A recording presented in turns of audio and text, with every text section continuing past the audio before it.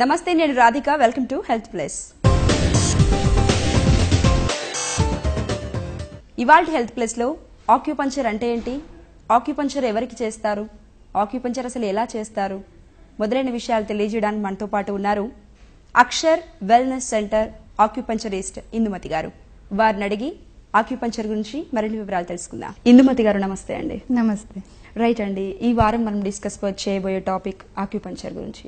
అసలు ముందుగా తెలుసుకునే ముందు అసలు ఆక్యుపంక్చర్ అంటే ఏంటి? అసలు అక్యుపంక్చర్ అంటే ట్రెడిషనల్ చైనీస్ మెడిసిన్ లో ఒక భాగం అక్యుపంక్చర్. ట్రెడిషనల్ చైనీస్ మెడిసిన్ లో చాలా రకాలు ఉంటాయి. Cupping, moxibustion, acupressure, acupuncture, herbs. So acupuncture అనేది ఈ మధ్యన ఒక ఇండిపెండెంట్ సైన్స్ గా కూడా గుర్తించబడుతుంది. సో అక్యుపంక్చర్ అంటే మన శరీరంలో ప్రవహించే ప్రాణశక్తి ఏదైతే ఉంటుందో అవి డిఫరెంట్ పాత్వేస్ లో ఫ్లో అవుతూ ఉంటుంది కాబట్టి ఆ పాత్వేస్ పైన కొన్ని పాయింట్స్ ఉంటాయి. సో ఇది ఎనర్జీ బేస్ సైన్స్. సో దీని బేస్ ఏంటంటే శరీరంలో ఏదైతే ఎనర్జీ ఉందో బ్యాలెన్స్డ్ గా ఉన్నంతసేపు మనకి ఆరోగ్యంగా ఉంటాము. అయితే ఈ శక్తి ప్రవాహంలో ఏదైనా అడ్డొచ్చినప్పుడు, స్టాగ్నేషన్ కానీ, ఎక్కడైనా ఎనర్జీ ఎక్కువ ఉన్నా తక్కువ ఉన్నా, లేకపోతే ఇప్పుడు ఒక చోట ఇలాగా అడ్డొచ్చింది అనుకోండి, ఇలా వెళ్తూ ఉన్న ఎనర్జీ ఈ పక్క నుంచి లేకపోతే ఈ పక్క నుంచి పైనుంచి ఏదో రకంగా దారి వెతుక్కు వెళ్తుంది. అలాంటి ఏరియాస్ లో పెయిన్ రావటం ఇలాంటివన్నీ జరుగుతూ ఉంటాయి.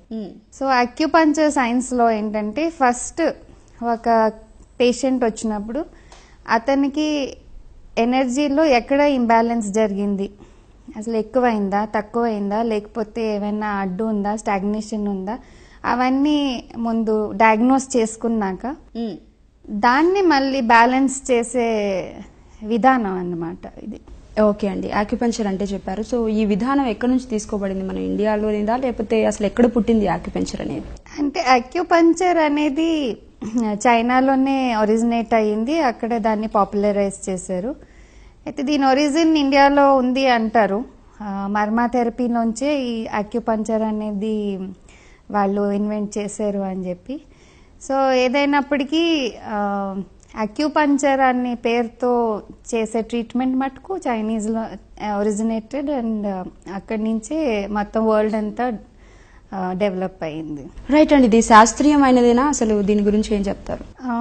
ఇప్పుడు చాలా రీసెర్చ్ అంతా జరిగాక, వరల్డ్ హెల్త్ ఆర్గనైజేషన్ దీన్ని రికగ్నైజ్ చేసాక దాని సైంటిఫిక్ బేస్ మీద ఇంకా రీసెర్చ్ నడుస్తుంది.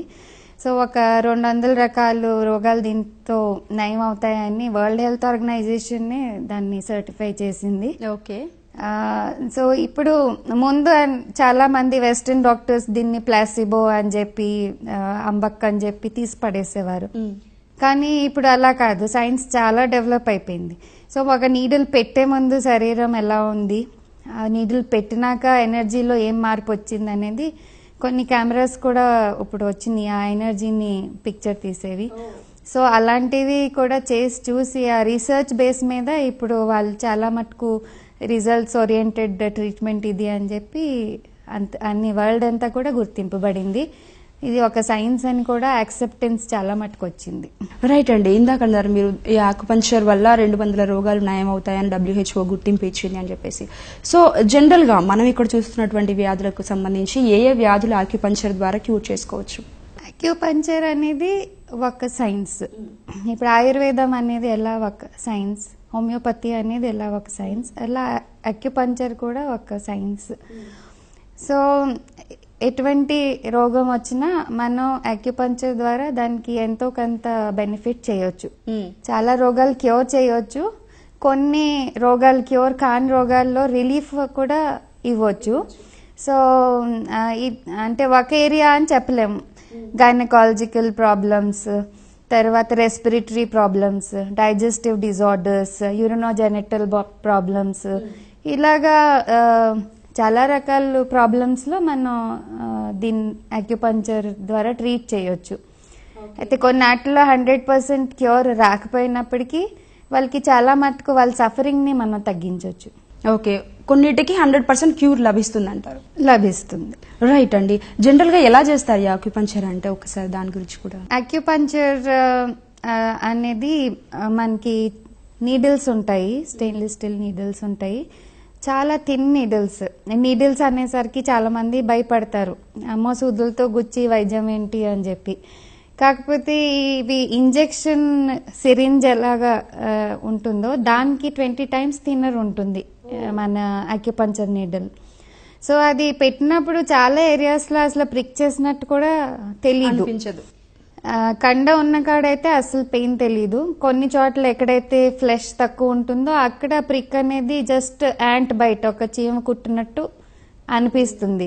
అది కూడా పెట్టినప్పుడు తెలుస్తుంది. తర్వాత నీడిల్స్ పెట్టాక ఒక 1/2 hour వదిలేస్తాము. ఓకే, అప్పుడు డ్యూరింగ్ ద ట్రీట్మెంట్ ఏమీ పెయిన్ ఉండదు, తీసినప్పుడు కూడా పెయిన్ ఉండదు. ఓకే, సో మెయిన్ అక్యుపంచర్ అనేసరికి నీడిల్స్ ద్వారా చేస్తాం అనమాట. రైట్ అండి. నీడిల్స్ అంటున్నారు, సో పర్సన్ కి డిఫరెంట్ నీడిల్స్ యూజ్ చేస్తారా? జనరల్ నీడిల్స్ అంటే కొంత డౌట్ అనేది ఉంటుంది చాలా మందికి, సో ఒకసారి దాని గురించి. ఇప్పుడు నీడిల్స్ ఎవ్రీ ఇండివిజువల్ కి డిస్పోజబుల్ నీడిల్స్ వాడతాం. ఓకే, అంటే ఒకరికి ఇంకొకరికి ఇంకా అట్లాంటివి ఏమీ లేవు ఇప్పుడు. అంటే చాలా ఒక 10 years క్రితం అయితే అవైలబిలిటీ తక్కువ ఉండేది, అవి తీసినవి మళ్ళీ దాసి మళ్ళీ పెడుతూ ఉండేవాళ్ళు. కానీ ఇప్పుడు చాలా plenty of needles are available.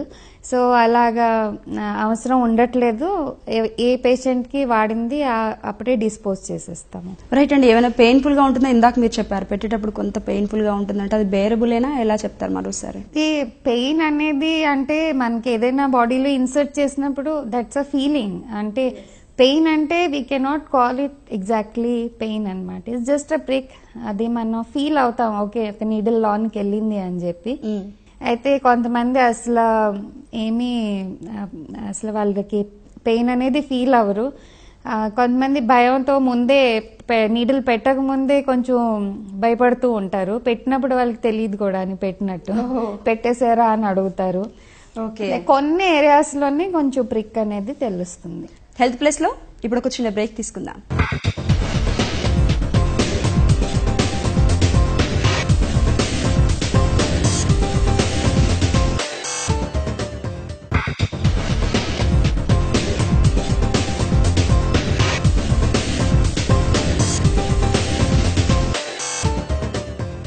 Welcome back to health plus.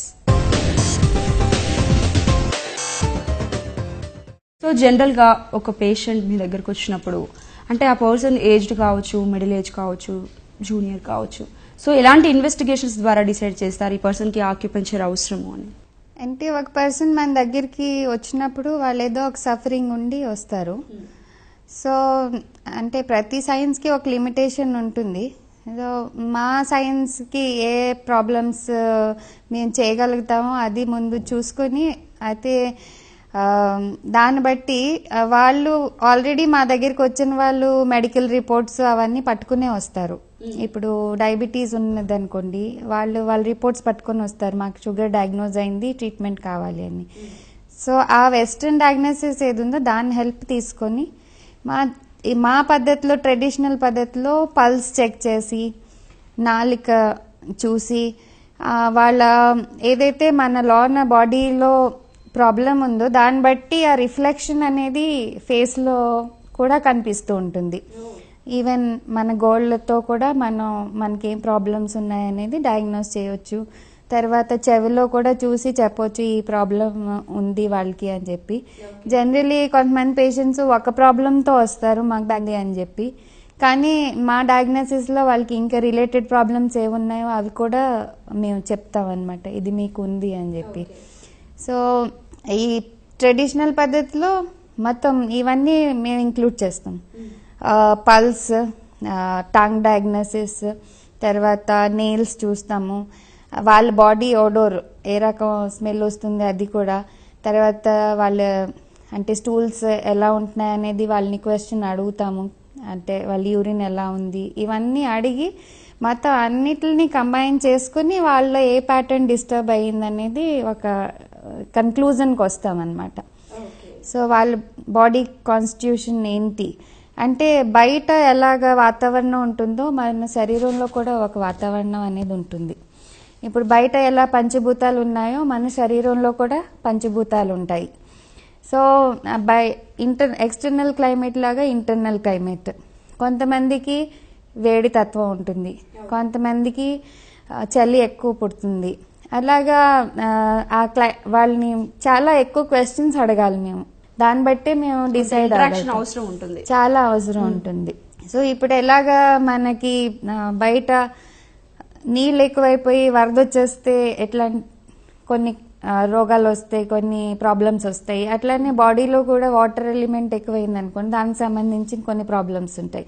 అట్లా ఫైర్ ఎలిమెంట్ ఎక్కువ అయింది అనుకోండి, దానికి సంబంధించిన ప్రాబ్లమ్స్ మేనిఫెస్ట్ అవుతాయి. అలాగా ఎలిమెంట్స్ 5 ఎలిమెంట్స్ అనేవి ఉంటాయి, అవి చూసుకుంటాము. తర్వాత ఇప్పుడు యాక్యుపంచర్లో మెయిన్ బేసిస్ ఏంటంటే యిన్ అండ్ యాంగ్ అంటాం మేము, యిన్ యాంగ్. అది ఏంటంటే యిన్ యాంగ్ని ఎక్స్ప్లెయిన్ చేయాలంటే మన పూర్వీకులు అర్ధనారీశ్వరుడు అని చెప్పారు శివుడు గురించి. అర్ధనారీశ్వరుడు అంటే శివ అండ్ శక్తి. అంటే ఒక మనిషిలోనే మేల్ ఎనర్జీస్ ఫీమేల్ ఎనర్జీస్ 2 ఉంటాయి. నెగిటివ్ పాజిటివ్ పోల్స్ ఎలా ఉంటాయో ఎలక్ట్రిసిటీకి, అట్లా మన బాడీలో కూడా యిన్ అండ్ యాంగ్ ఎనర్జీస్ అని ఉంటాయి. సో అవి బ్యాలెన్స్లో ఉండాలి ఎప్పటికీ. ఆ బ్యాలెన్స్ ఎప్పుడైతే తక్కువ అవుతుందో దాన్ని బట్టి ప్రాబ్లమ్స్ మేనిఫెస్ట్ అవుతూ ఉంటాయి. సో అది కూడా చూసుకోవాలన్నమాట, వాళ్ళ శరీరంలో ఏ ఎనర్జీ ఎక్కువ ఉంది. అంటే ఈయన ఎక్కువ అవటం వల్ల ప్రాబ్లం వచ్చిందా, యాంగ్ ఎక్కువ అవటం వల్ల ప్రాబ్లం వచ్చిందా. ఇప్పుడు ఈయన అనేది ఒక ఫీమేల్ లాగా, యాంగ్ అనేది మేల్ లాగా మనం తీసుకుంటాము. సో మనం చూస్తూ ఉంటాము చాలా మంది ఆడవాళ్ళకి బిహేవ్ చేస్తూ ఉంటారు. అంటే వాళ్ళ శరీరంలో ఆ ఫీమేల్ ఎనర్జీస్ ఎక్కువ అయినాయి కాబట్టి చాలా మంది లేడీస్ మగవాళ్ళకి బిహేవ్ చేస్తూ ఉంటారు. అంటే వాళ్ళల్లో ఆ యాంగ్ ఎనర్జీ అనేది ఎక్కువ ఉంది, దాని గురించి అట్లాగా. సో ఒక పేషెంట్ వస్తే వాళ్ళ నడిచి వచ్చేటప్పుడే చాలా వరకు మాకు తెలిసిపోతుంది. ఓకే, వాళ్ళు నడిచే విధానంలో, వాళ్ళు మాట్లాడే పద్ధతిలో, ప్రతి వాళ్ళ బాడీ మూమెంట్స్లో అన్నిటిలోని మనకి తెలుస్తూనే ఉంటుంది. అంటే వీళ్ళు యాంగ్ డామినెంటా యిన్ డామినెంటా అనేది. అట్లనే ఎలిమెంట్స్ కూడా వాళ్ళు చెప్తారు మాకు, అంటే ఏసీలో కూర్చున్నా చెమటలు పడతాయండి అని చెప్పి. సో ఇవన్నీ అన్యూజువల్ థింగ్స్ కదా. When you are in AC అప్పుడు మీకు చలి అంటే వేడి చెమటలు రాకూడదు, అయినా వస్తుంది అని అంటే లోన డిస్టర్బెన్స్ ఉంది అని చెప్పి అర్థం. అట్లా కొంతమంది మేము ఎంత వేడి ప్రదేశంలోకి వెళ్ళినా మాకు చలిగా ఉంది అంటారు. సో అలాంటివి అన్నీ కన్సిడర్ చేయాలి. సో అక్యుపంచర్ అనేది మెయిన్ ఏంటంటే 5 ఎలిమెంట్స్, యిన్ యాంగ్. అంటే ఓవరాల్ టార్గెట్ ఏంటంటే బ్యాలెన్స్, ఈక్విలిబ్రియం తీసుకురావాలి. ఓకే, రైట్ అండి. జనరల్గా ఆక్యుపంచర్కి యూజ్ చేసే నీడిల్స్ ఏమైనా అందుబాటులో ఉన్నాయా మా ప్రేక్షకుల కోసం? ఒకసారి దాన్ని చూపించగలుగుతారా? అక్యుపంచర్ నీడిల్స్ లో కూడా సైజెస్, డిఫరెంట్ సైజెస్ ఉంటాయి. దాని హ్యాండిల్ వేరే వేరే రకంగా ఉంటుంది. ఓకే, తర్వాత అంటే కొన్ని ఏరియాస్ లో పెద్ద నీడిల్స్ పెట్టవలసి వస్తుంది. లైక్ అబ్డామినల్ ఏరియాలో ఎక్కువ లావుగా ఉన్న వాళ్ళు ట్రీట్మెంట్కి వచ్చారనుకోండి, వాళ్ళకి ఒక్కొక్కసారి కొంచెం డీప్ ఇన్సర్షన్ అనేది అవసరం ఉంటుంది, కొన్నిసార్లు జస్ట్ సూపర్ఫిషియల్ ఇన్సర్షన్ అనేది అవసరం ఉంటుంది. సో అవసరం బట్టి సైజ్ అనేది మేము చూస్ చేసుకొని దాన్ని బట్టి ఆ నీడిల్ని ఉపయోగిస్తాము. ఇప్పుడు చూపించేటటువంటి నీడిల్స్ ఇలాంటి పర్సన్స్ కంటే నార్మల్ పర్సన్స్ కి యూజ్ చేయొచ్చా? ఏ పర్సన్ కైనా వాళ్ళ అవసరం బట్టి చూస్ చేసుకోవాల్సి వస్తుంది. ఓకే, దీంట్లో చూడండి నీడిల్స్ లైక్ పెద్ద సైజ్ ఉంది, చిన్న సైజ్ ఉంది. ఒక కిట్ అన్నమాట ఇది. ఒక పర్సన్ కి కావాల్సిన ఏది వీలైతే అది తీసుకోవచ్చు, ఏది కావాల్స్తే అది తీసుకుంటాం. చాలా చిన్నవి ఇవైతే చెవికి పెట్టడానికి ఇంట్రాడర్మల్ నీడిల్స్ అన్నమాట. తర్వాత కొన్నిసార్లు ఈవెన్ ఫేస్ లో పెట్టవలసి ఉంటుంది నీడిల్స్. సో అవి మచ్చలు అవి పడకుండా చాలా ఫైన్ నీడిల్స్, చాలా సన్నంగా ఉండే నీడిల్స్ ఇలాంటి ఏరియాస్ లో వాడుతూ ఉంటాము. సో ఇవి మాక్సిమం మేము ఫేస్ కి వాడే నీడిల్స్ ఇట్లా ప్లాస్టిక్ హ్యాండిల్ తో ఉంటాయి. చాలా సన్నంగా ఉంటాయి, అసలు పెట్టినట్టు కూడా తెలియదు. కాస్మెటిక్ ఆక్యుపంచర్ కి యూజ్ చేస్తారు ఇవి. అవును, బ్యూటీ రిలేటెడ్ ప్రాబ్లమ్స్ కి వాటికి ఎప్పుడైతే వాడవలసిన అవసరం ఉంటుందో అప్పుడు ఇలాంటి థిన్ నీడిల్స్ వాడతాం. ఆక్యుపంచర్ విధానంలో నీడిల్స్ యూజ్ చేస్తామంటున్నారు ఇందుమతి గారు. మరి నీడిల్స్ ద్వారా వ్యాధి ఎలా క్యూర్ అవుతుంది తెలుసుకుందాం ఒక చిన్న బ్రేక్ తర్వాత.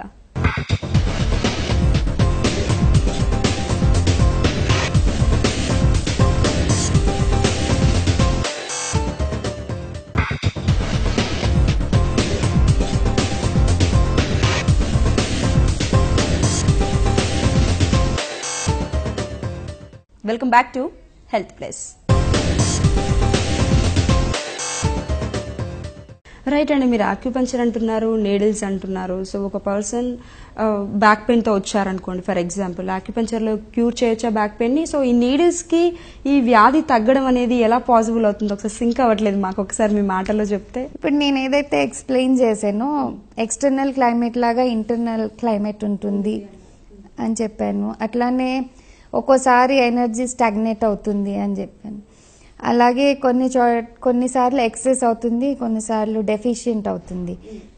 ఫస్ట్ మనం అర్థం చేసుకోవాలి, ఒక పర్టికులర్ పెయిన్ వచ్చింది అంటే అది చాలా రకాలుగా రావచ్చు. ఎనర్జీ ఎక్సెస్ అవటం వల్ల కూడా పెయిన్ వస్తుంది, డెఫిషియెంట్ అవటం వల్ల కూడా వస్తుంది. సో అది ఫస్ట్ మేము చూస్తాం ఏ కారణం వల్ల వచ్చింది, ఎక్సెస్ అవటం వల్ల వచ్చిందా, తగ్గటం వల్ల వచ్చిందా, లేకపోతే ఎక్కడైనా స్టాగ్నేషన్ ఉండటం వల్ల ప్రాబ్లం వచ్చిందా. సో దానికి టెక్నిక్స్ ఉన్నాయి డిసైడ్ అవటానికి. అయితే ఇంకా వేరే క్వశ్చన్స్ అడిగినప్పుడు అర్థమవుతుంది. తర్వాత ఒకవేళ ఎక్సెస్ అవటం వల్ల వచ్చిన పెయిన్ అయితే అక్కడ ముట్టుకోగానే మాకు అర్థమవుతుంది అనమాట, ఓకే ఇది ఎక్సెస్ అయ్యింది అందుకని ఇట్లా పెయిన్ ఉంది అని చెప్పి. సో డెఫిషియెంట్ ఎనర్జీ వల్ల ప్రాబ్లం ఉంటే అది కూడా ముట్టుకున్నప్పుడు అర్థమవుతుంది, ఓకే ఇది డెఫిషియన్సీ వల్ల వచ్చింది. సో ఆక్యుపంచర్లో ఏదైతే నేను చెప్పానో ఎనర్జీ అనేది డిఫరెంట్ పాత్వేస్లో ఫ్లో అవుతూ ఉంటుంది.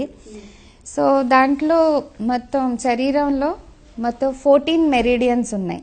మెరిడియన్స్ అంటే ఈ ప్రాణశక్తి ప్రవహించే దారుల్ని మెరిడియన్స్ అంటారు, పాత్వేస్ని.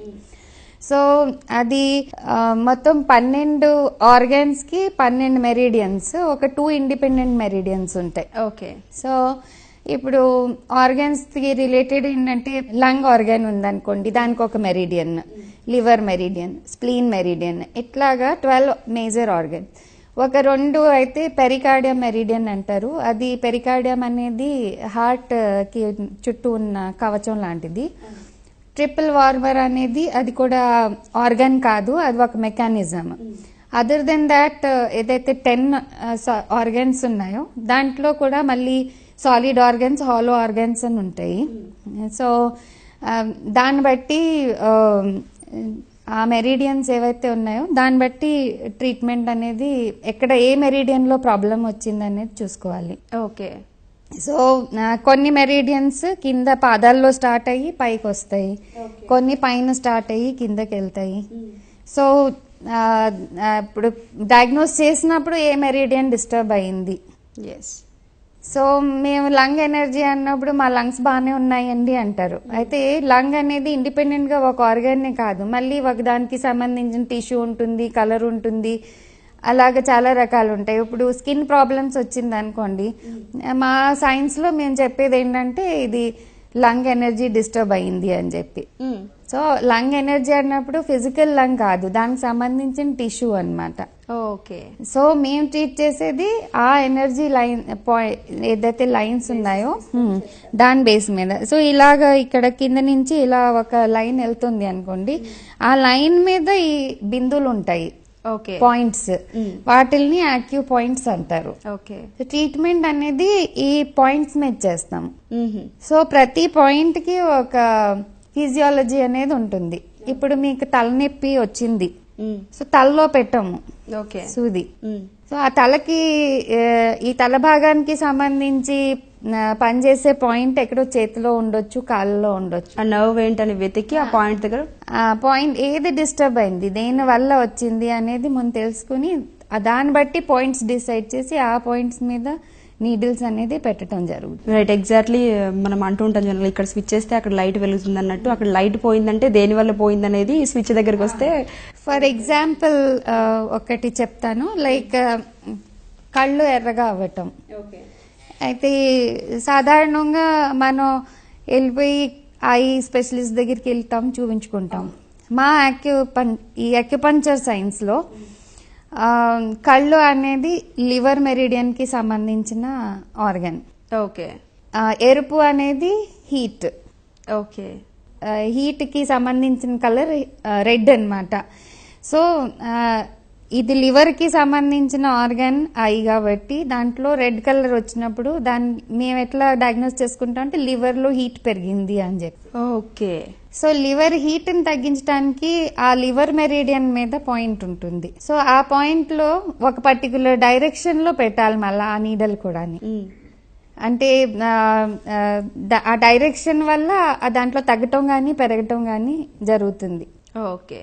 అయితే జనరల్ గా ఈ ట్రీట్మెంట్స్ లో సైడ్ ఎఫెక్ట్స్ ఉండవు అని చెప్పి చెప్తాం, కానీ ఒకవేళ సరైన ప్రాక్టీషనర్ మీకు దొరకలేదనుకోండి, ఇప్పుడు ఒక చోట ఎనర్జీ ఎక్కువ ఉంది అక్కడ ఇంకొంచెం ఎక్కువ చేసేస్తే ప్రాబ్లం అగ్రివేట్ అయ్యే ఛాన్సెస్ ఉంటాయి. సో ఎవరైతే డయాగ్నోస్ చేస్తున్నారో ఆ ప్రాక్టీషనర్ మటుకు మీరు కరెక్ట్ ఎక్స్పర్ట్ ప్రాక్టీషనర్ దగ్గరికి వెళ్ళినప్పుడు మీకు కరెక్ట్ రిజల్ట్ అనేది వెంటనే కనిపిస్తుంది.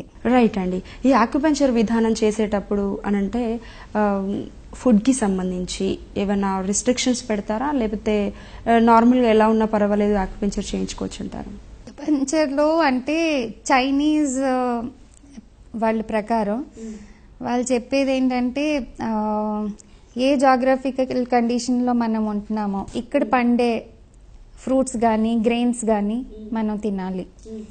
మన ప్రాంతానికి సంబంధించిన గ్రెయిన్ రైస్ మనం ఎక్కడి నుంచో తెచ్చుకొని వీట్ తింటున్నాం. సో మన క్లైమేట్ కి అది సెట్ కాదు. అట్లానే మనం చాలా కోల్డ్ కండిషన్ లో ఉన్న ప్లేస్కి వెళ్ళి అక్కడ రైస్ తినాలి అని అంటే అది అక్కడ సెట్ కాదు.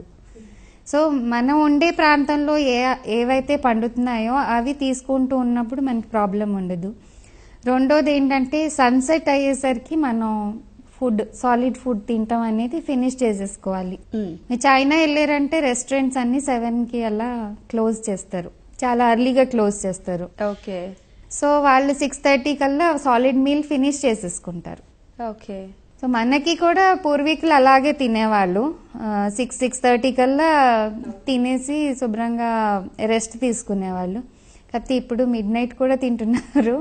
సో దాని గురించి ఎంత మనం సైన్స్ లో అడ్వాన్స్మెంట్ అయినా లైఫ్ స్టైల్ ప్రాబ్లమ్స్ వల్ల ఇన్ని రోగాలు వస్తున్నాయి. ఎస్, నిజంగా లైఫ్ స్టైల్ అన్నారు కాబట్టి ఇంకొక క్వశ్చన్, జనరల్ గా బ్యాక్ పెయిన్ కావచ్చు, నెక్ పెయిన్ కావచ్చు, లెగ్స్ పెయిన్ కావచ్చు, ఈ మధ్య కాలంలో వర్క్ ఎక్కువై కావచ్చు, స్ట్రెస్ ఎక్కువై కావచ్చు, చాలా ప్రాబ్లమ్స్ ఫేస్ చేస్తున్నారు. ఇంటికి వచ్చేసి అలసటగా పడిపోవడం, మీరు అన్నట్టుగా బయట ఏది పడితే అది తినేసేయడం. సో జనరల్ గా ఇలాంటి ప్రాబ్లమ్స్ ఫేస్ కాకుండా ఉండాలంటే జనరల్ గా ఒక పర్సన్ లైఫ్ స్టైల్ ఏ విధంగా ఉంటే బాగుంటుందంటారు? అది నేను చెప్పినట్టు ఇందాక చెప్పాను, చైనీస్ వాళ్ళు చెప్పినట్టు మనకి మన ప్రాంతంలో పండే ఆహారం తింటాము, సన్సెట్ కల్లా సాలిడ్ మీల్ డిన్నర్ ఫినిష్ చేసేసుకోవటము, ఇలాంటివన్నీ ఫాలో అయినప్పుడు ప్రాబ్లమ్స్ ఉండవు. తర్వాత లేట్ నైట్ ఏదైతే చెప్పారో లైఫ్ స్టైల్, అది లేట్ నైట్ షిఫ్ట్ చేసే వాళ్ళకి ప్రాబ్లమ్స్ తప్పవు. అవును, వాళ్ళకి వస్తూనే ఉంటాయి ప్రాబ్లమ్స్. ఓకే. సో వాళ్ళకి ఏంటంటే ఇట్లాంటి ప్రివెంటివ్ ట్రీట్మెంట్స్ వాళ్ళు చేయించుకుంటూ ఉంటే మేబీ చాలా రిస్క్లు అవాయిడ్ చేయవచ్చు. కానీ ఎలా అయినా కూడా మనం లైఫ్ స్టైల్ చేంజెస్ అనేది చాలా ఇంపార్టెంట్. ఏ వైద్యానికి మీరు వెళ్ళండి, మన లైఫ్ స్టైల్ చేంజెస్ చేసుకుంటేనే లాంగ్ లాస్టింగ్ రిజల్ట్స్ ఉంటాయి. అంటే ఇప్పుడు అక్యుపంక్చర్ కి కూడా ఇప్పుడు చైనాలో కూడా అక్యుపంక్చర్ తో పాటు తైచి ఎక్సర్సైజెస్ చేస్తారు. సో ఇలాంటివన్నీ ఉంటాయి. ఇప్పుడు ఇండియాలో మనం ఎలా అయితే యోగా చేసుకుంటామో అలాగా యోగా, ప్రాణాయామ. ఇప్పుడు ఎట్లా అంటే మనం పుట్టినప్పుడు ఒక ఎనర్జీ, ఒక ఎసెన్స్ అనేది మన పేరెంట్స్ నుంచి తెచ్చుకుంటాము. ఆ తర్వాత మనకి ఆ ఎసెన్స్ ని వాడుకోవాలంటే ఇప్పుడు ఒక బాబు పుట్టగానే పాప పుట్టగానే వాళ్ళు ఫస్ట్ ఏడుస్తారు. ఏడ్చినప్పుడు శ్వాస తీసుకుంటారు, తర్వాత ఫస్ట్ ఆకలి పుడుతుంది, వాళ్ళు ఫుడ్ తీసుకుంటారు. సో ఎనర్జీ మన ఉన్న ఎసెన్స్ని ఎనర్జీ కింద కన్వర్ట్ చేయాలంటే మెయిన్ ఆహారం, శ్వాస బయట నుంచి తీసుకునేది. సో ఇది మనం లైఫ్ స్టైల్ మంచిగా మెయింటైన్ చేసినప్పుడు మన ఎసెన్స్ ఎగ్జాస్ట్ అవ్వకుండా ఉంటుంది. సో అది లైఫ్ స్టైల్ మనం పాడు చేసుకుంటూ ఉండేసరికి ఈ ఎసెన్స్ అనేది ఎగ్జాస్ట్ అయిపోతుంది. ఇప్పుడు 6:30కి డిన్నర్ ఫినిష్ చేయాలన్నాను, చాలా మంది మేము 1 గంటకి తింటాం, వాళ్ళకే అరుగుతుంది. కానీ ఇప్పుడు క్లైమేట్ లో సన్ లేనప్పుడు ఆ ఇంటర్నల్ హీట్ ని కన్జ్యూమ్ చేసేస్తుంది, గ్రాడ్యువల్ గా ప్రాబ్లమ్స్ డెవలప్ అవుతాయి.